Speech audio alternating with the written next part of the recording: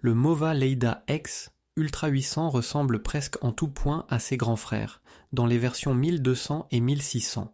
Sa batterie est légèrement plus petite, avec 4 ampères-heure au lieu de 5, et il n'y a pas non plus de différence notable en matière de charge rapide ou de largeur de coupe.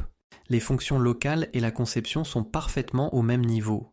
Seul le modèle 1600 intègre d'origine un module 4G pour l'accès à distance en dehors du Wi-Fi. Ce service est purement optionnel et coûterait, après un certain temps, 45 € par an. Pour le reste, la qualité de fabrication, la technologie de navigation, la coupe des bordures et l'utilisation via le boîtier ou l'application sont absolument au même niveau. Le modèle le moins cher dispose d'une limite de carte, appelée dans le jargon software capping, fixée à 800 mètres carrés. En effet, la capacité de surface des autres modèles augmente plus vite que ne le laisserait supposer le rapport entre la capacité de batterie et les autres caractéristiques pourtant identiques. C'est une bonne chose, car cela signifie que le supplément de prix ne vaut vraiment pas la peine si votre propre surface est inférieure à 1000 mètres carrés. En ce qui concerne la vitesse de tonte, le mode rapide efficace permet d'atteindre jusqu'à 1200 mètres carrés par 24 heures de fonctionnement. Toutefois, dans l'intérêt de la faune, il vaut mieux, pendant la saison chaude, ne laisser le robot fonctionner qu'environ 12 à 14 heures par jour au maximum, même s'il existe une vitesse plus lente pour la nuit, afin d'offrir une protection supplémentaire aux hérissons. Si la détection des obstacles est réglée sur 5 ou 10 cm, la cloche LiDAR devrait dans tous les cas détecter à temps les hérissons et autres petits animaux, même en cas de brouillard ou de conditions de visibilité difficiles. Le fait que 800 mètres carrés puissent être tondus de manière régulière en mode standard est donc tout à fait réaliste avec cette autonomie. Le Leida X 800 est surtout un bon plan tarifaire, si l'on peut se passer du contrôle à distance en dehors de son propre terrain via le réseau mobile 4G. Ce module peut être ajouté en option pour la localisation GPS via Google Maps et pour l'accès à distance à la commande et à la caméra. Sur le modèle apparenté Dream IA 2200, il est en revanche directement intégré, ce qui relativise le supplément de prix de ce côté-là. Si l'on n'en a pas besoin, c'est donc bien avec le Mova que l'on peut économiser sur le matériel lors de l'achat initial. La coupe proche des bordures le long des limites extérieures hautes s'appelle ici Ultra Trim au lieu de Edgemaster. Mais les performances devraient, dans la plupart des scénarios pratiques, être au même niveau que celles de la marque Dream E, positionnée comme plus haut de gamme. Il en va de même pour la double navigation, qui repose visuellement sur une caméra assistée par intelligence artificielle pour la lumière du jour et l'identification des objets, ainsi que sur une tour laser à 360 degrés. Les lasers LiDAR fonctionnent par tous les temps et dans toutes les conditions lumineuses, qu'il s'agisse d'ombre, de brouillard ou de nuit. Ils émettent des lasers infrarouges invisibles pour nous et sans danger afin de mesurer les distances. Pour cela, ils utilisent la méthode dite time of flight, c'est-à-dire la mesure du temps nécessaire pour l'aller-retour du signal, le fameux round trip. Le robot sait ainsi à quelle distance se trouvent les obstacles. Au pire, de grands miroirs dans le jardin pourraient perturber ce principe. L'installation ne nécessite ici, en principe, ni la pose d'un câble périphérique, ni l'installation fastidieuse et la connexion d'une antenne satellite. La sensibilité aux obstacles est réglable sur 4 niveaux, à partir de la taille d'une boîte d'allumettes. De plus, l'évitement des obstacles peut être géré séparément entre les bordures et les zones libres. Si l'on souhaite obtenir les meilleurs résultats le long de limites extérieures hautes et solides, comme des clôtures, des terrasses ou des murs, il faut désactiver dans l'application les paramètres tonte sécurisée des bordures et évitement des obstacles sur les bordures. Cela ne doit cependant être fait que lorsque les limites sont clairement définies. La tonte sécurisée des bordures ne devrait elle aussi être désactivée que si des zones interdites ont déjà été marquées aux endroits dangereux de la pelouse. Dans ce cas, seule la protection tactile du boîtier agit encore comme distance de sécurité par rapport aux limites. Si la détection laser reste active, il ne devrait malgré tout pas y avoir de rayures ou de collisions désagréables. Par défaut, le passage le long des bordures se fait à la fin de chaque cycle de batterie.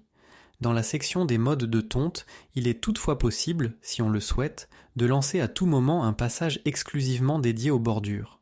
Cela peut avoir du sens au début de la saison ou après de fortes périodes de croissance.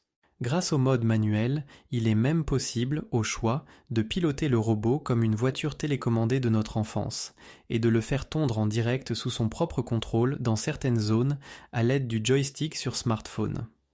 Les modes de tonte déterminent de manière logique où la tonte est effectuée. L'onglet de direction des trajectoires détermine ensuite comment le robot agit sur l'aspect visuel de la coupe. En plus des différents modes de tonte, le réglage de la direction des trajectoires devient donc particulièrement important. Il peut être personnalisé ou utilisé avec des réglages prédéfinis en zigzag ou en contraste damier. Le motif croisé est le standard éprouvé et assure une coupe régulière dans un délai raisonnable. Le contraste en damier peut bien sûr avoir un rendu visuel encore plus impressionnant et plus spectaculaire, mais il prend plus de temps. Ce n'est donc pas forcément le bon choix si l'on veut exploiter assez largement la capacité de surface en direction des 1000 m². L'angle personnalisé permet, si on le souhaite, d'aligner visuellement la direction de tonte en parallèle à de grands obstacles comme une terrasse ou des dalles de chemin. La traction de ce robot tondeuse est solide, mais elle n'est pas pensée pour les fortes pentes ni pour les terrains présentant régulièrement des creux dans le sol. Il dispose de grandes roues arrière avec des crampons et un diamètre de plus de 22 cm, tandis que la garde au sol est de 5 cm. Un Luba, par exemple, n'est mieux armé sur ce point que grâce à sa transmission intégrale, et il est même moins bien placé en ce qui concerne le diamètre des roues. À l'avant, on trouve de simples roulettes directionnelles.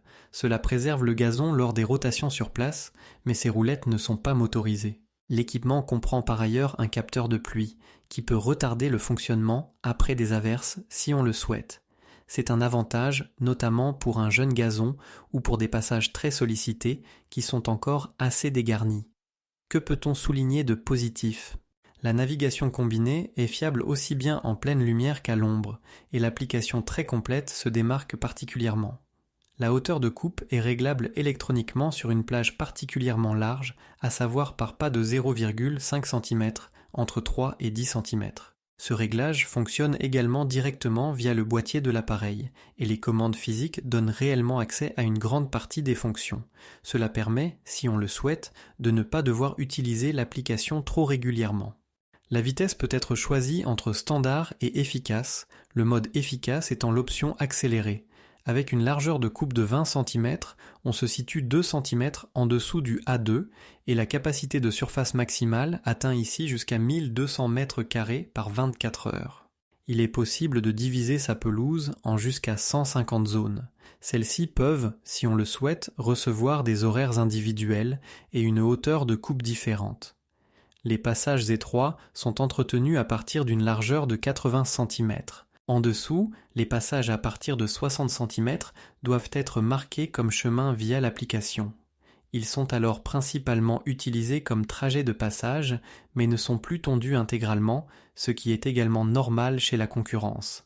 Il existe aussi diverses fonctions avancées autour du mode patrouille, avec microphone et sortie haut-parleur, afin d'entendre les personnes non autorisées et de pouvoir leur parler.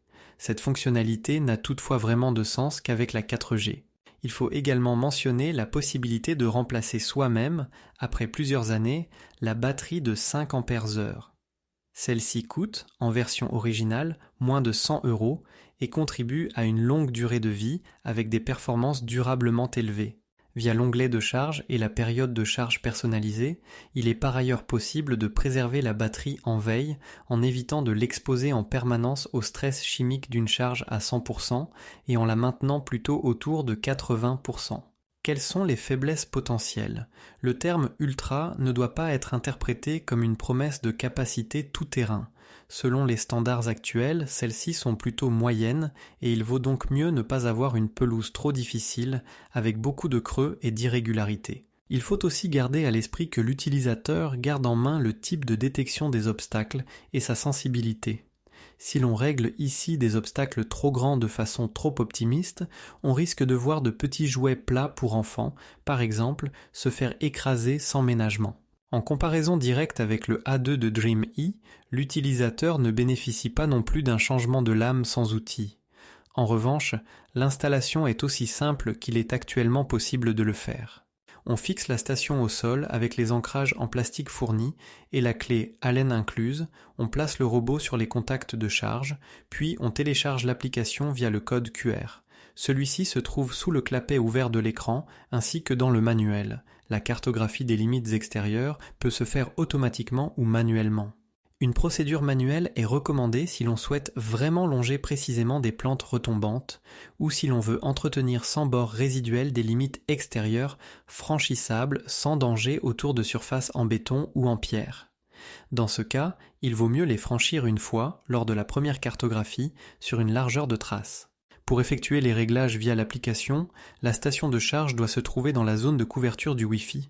Le Bluetooth actif n'était nécessaire que pour la première cartographie des limites extérieures et pour le guidage manuel du robot avec le joystick. La cartographie fonctionne selon un principe de boucle, le point de départ et le point d'arrivée étant chacun marqués au niveau de la station de charge. L'application guide l'utilisateur de manière assez intuitive et les zones interdites peuvent ensuite être contournées selon le même principe. Une fois la carte créée, et une fois que le robot a déjà parcouru la surface, il est aussi possible d'ajouter à tout moment des zones interdites après coup, au moyen de coins que l'on peut faire glisser. Pour cela, différents cadres sont disponibles, adaptés aussi bien aux obstacles allongés qu'aux obstacles ronds ou anguleux. Conclusion, le Leida X. Ultra est proposé à un prix juste si l'on attend une coupe particulièrement proche des bordures et une personnalisation très complète. Ses points forts sont la grande application, le réglage polyvalent de la hauteur de coupe et l'ajustement précis des différentes zones. L'aspect de coupe et l'évitement des obstacles sont également très prometteurs selon plusieurs rapports spécialisés. Il ne faut simplement pas interpréter la désignation du modèle comme une promesse de capacité tout-terrain, car celle-ci reste plutôt normale. Le robot est particulièrement pratique dans les environnements avec des couronnes d'arbres, des façades et plus généralement lorsque l'on craint une mauvaise réception satellite. Ici, il n'est pas nécessaire de se soucier de connexions nerveusement instables à un nombre fixe de satellites. Le robot embarque directement sur et dans son boîtier tout ce dont il a besoin pour naviguer de manière souveraine. Nous espérons que cette vidéo t'aura été utile. Si c'est le cas, tu peux nous soutenir en achetant ton robot tondeuse via l'offre Amazon indiquée en lien sous la vidéo. Merci et à la prochaine.